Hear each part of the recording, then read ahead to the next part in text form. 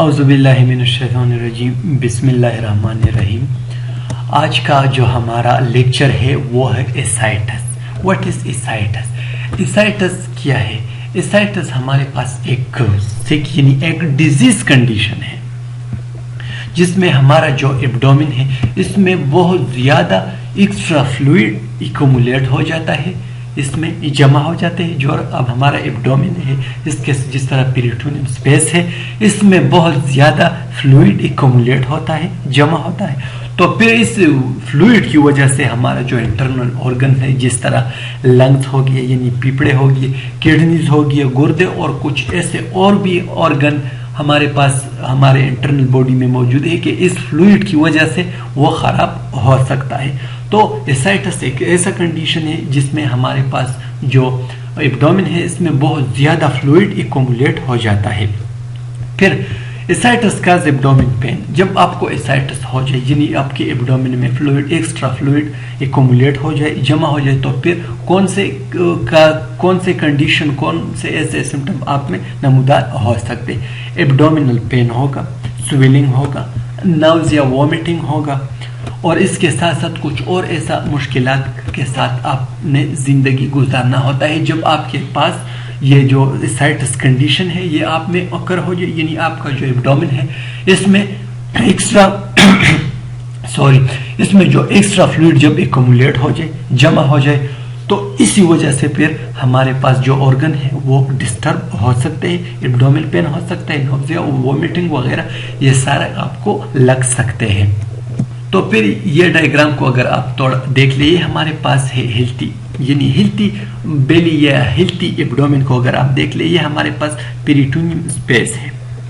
और अगर आप यहाँ पे देख लीजिए पेरिटोनियम स्पेस में ये जो आपके साथ ये ब्लू नजर आ रहा है ये हमारे पास फ्लूइड है, fluid in the peritoneal cavity.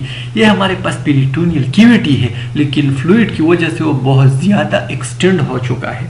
अगर आप इस डायग्राम में देख लीजिए हमारे पास इसका जो पेरिटोनियम कैविटी है बहुत ज़्यादा छोटा है और यहाँ पे जो डिजीज कंडीशन है यानी एसाइटिस कंडीशन में, एसाइटिस डिजीज में फ्लूइड हमारा जो एब्डोमेन है इसमें बहुत ज़्यादा पेरिटोनियल स्पेस या पेरिटोनियम कैविटी में बहुत ज़्यादा इकोमुलेट हुआ है फ्लूइड। तो इसी वजह से फिर हमारा जो ऑर्गन है अगर आप यहाँ पे देख ले ये हमारे पास हो गया स्मॉल इंटेस्टाइन, ये भी ख़राब हो सकता है, इसमें स्टोमिक वगैरह जितने भी हमारा जो इंटरनल ऑर्गन है वो डिस्टर्ब हो सकते हैं। तो ये हमारे पास ग्रामेटिकली था, थोड़ा टच दिया। और फिर इसके बाद हमारे पास जो मेन काजेस है वो है क्रोनिक हेपेटाइटिस सी और बी इन्फेक्शन, यानी जब आपको हेपेटाइटिस सी या हेपेटाइटिस बी इन्फेक्शन हो तो इसी वजह से भी एसाइटिस जो कंडीशन है आपको लागू हो सकता है। अल्कोहल ओवर यूज और मेनियर, जब कोई बंदा बहुत ज़्यादा अरसे से अल्कोहल यानी शराब यूज़ करते हैं, वो पीता है, तो इसी वजह से भी एसाइटिस में वो बंदा मुब्तला हो सकता है। फैटी लीवर बहुत मेन काजेज है इसका। जो सिरोसिस है यानी हमारे पास जो जब लीवर में डैमेज वगैरह कोई आ जाए, यानी इसी वजह से भी हमारे पास इस आपका जो कैविटी है पेरिटोनियल कैविटी इसमें भी आपका जो फ्लूइड है एक्स्ट्रा वो इकोमुलेट हो सकता है, जमा हो सकता है।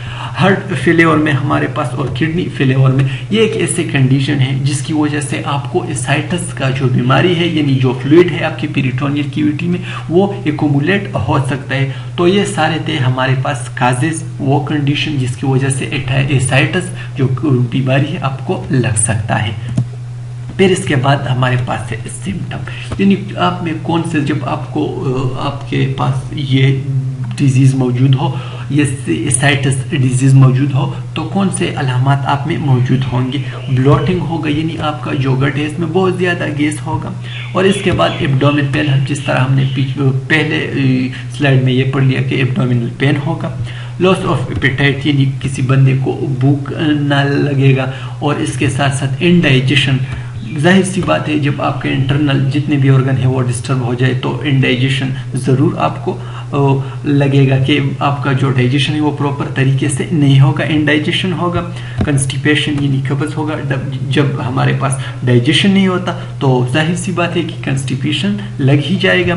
स्वेलिंग इन इंकल्स में स्वेलिंग आ जाएगा। बैक पेन होगा, दर्द होगा, डिफिकल्टी इन ब्रीथ, जो आप सांस लेने में आपको बहुत ज़्यादा दुश्वारी होगी। तो ये थे हमारे पास सिम्टम थे हमारा जो एसाइटिस डिजीज है। इसमें जब आपको ये लागू हो जाए, अकर हो जाए, तो ये सिम्टम आप में मौजूद होंगे। ये जितने भी सिम्टम हमने पढ़ लिए। फिर इसके बाद है डायग्नोस। इस ट्रीटमेंट, इस जो डिजीज है, इस डिजीज को हम किस तरीके से, कौन से टेस्ट, कौन से ऐसे हमारे पास डायग्नोस्टिक पर्पस है जिसकी वजह से हमें पता लग जाए कि ये हमारे पास एसाइटिस डिसऑर्डर या एसाइटिस डिजीज है। सबसे पहले फिजिकल एग्जामिनेशन करेंगे, आपका जो एब्डोमेन है उसको देखेंगे कितना बड़ा है, किस वजह से है, सारा फिजिकल एग्जामिनेशन करेंगे। और इसके बाद ब्लड यूरिया टेस्ट करेंगे। इसके बाद लीवर फंक्शन यानी इलिफ्टी टेस्ट करेंगे। एसाइटिस फ्लूइड साइटोलॉजी यानी जब आप इससे जो फ्लूइड मौजूद होता है, जब वो आप इसको लेंगे, इस फ्लूइड में फिर आपने उस सेल को देखने कहा पे हमारे पास कोई कैंसर सेल वगैरह मौजूद नहीं। साइटोलॉजी करेंगे इस फ्लूइड का, एसाइटिस जब आप इसको कलेक्ट करेंगे एब्डोमेन से।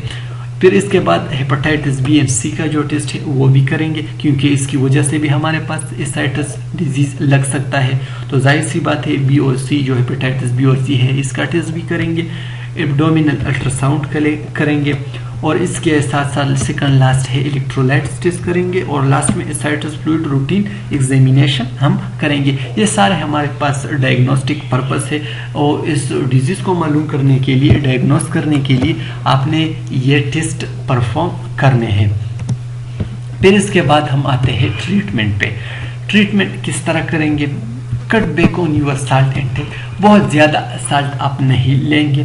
इसके बाद cut back on the amount of fluid, कुछ ऐसे फ्लूइड आप नहीं पिएंगे जिसकी वजह से आपका पेट और भी बढ़ जाए, क्योंकि हम पहले से हमारे पास जो एब्डोमिनल है, जो पेरिटोनियल कैविटी है, इसमें हमारे पास फ्लूइड मौजूद है। अगर आप और ज़्यादा फ्लूइड पिए तो फिर आपके साथ ये खतरनाक साबित हो सकता है। स्टॉप ड्रिंकिंग अल्कोहल, वही बात है, अल्कोहल को आपने छोड़ना होगा। Take diuretic medicine to help reduce the fluid in your body. Diuretic यानी di mean two, uretic mean urine, यानी बहुत ज़्यादा दफ़ा जब कोई बंदा यूरिन करता है तो इसी वजह से आपका जो इंटरनल फ्लूइड है वो बहुत ज़्यादा कम आता जाएगा। तो इसी वजह से आपने कुछ ऐसे डायरेटिक मेडिसिन लेना है जिसकी वजह से आपका जो पेरिटोनियल कैविटी में जो फ्लूइड है एब्डोमेन में वो कम हो जाएगा। और लास्ट नंबर जो प्रोसेस है वो है पैरासिंथेसिस, जो हमारे पास एक प्रोसीजर है। Certain cases your doctor may need to remove large amount of fluid from your abdomen through a needle. अगर आप इस डायग्राम को देख ले, इस पैरासिंथेसिस का मतलब है कि आपने इस एब्डोमेन से इस फ्लूइड को एक नीडल के जरिए इसको रिमूव करना है। आपने यहाँ एब्डोमेन में इस नीडल इंसर्ट किया हुआ है और यहाँ पे एक ड्रेन निकला है और यहाँ पे हमारे पास जो कलेक्शन कंटेनर है ये पड़ा है, ये फ्लूइड इसमें आ जाएगा। ये हमारे पास सारा है एब्डोमेन। और ये जो हमारे पास ब्लू नजर आ रहा है ये हमारे पास है एसाइटिस फ्लूइड, जो हम एसाइटिस कंडीशन में जो फ्लूइड एक्यूमुलेट हो जाता है इसमें हम ये निकालेंगे। ये हमारे पास है एसाइटिस का जो फ्लूइड है एक्यूमुलेट हुआ है। फिर इस फ्लूइड से आप, अगर आप डायग्नोसिस पे चले जाए, आप इससे एसाइटिस फ्लूइड रूटीन एग्जामिनेशन भी कर सकते हैं। और साथ साथ में आप इससे जितने भी साइटोलॉजी है हमारे पास एसाइटिस फ्लूइड का, अगर आप यहाँ पे देख लें एसाइटिस फ्लूइड साइटोलॉजी भी आप इससे कर सकते हैं। तो ये हमारे पास था ascites disease. Thank you so much for your attention.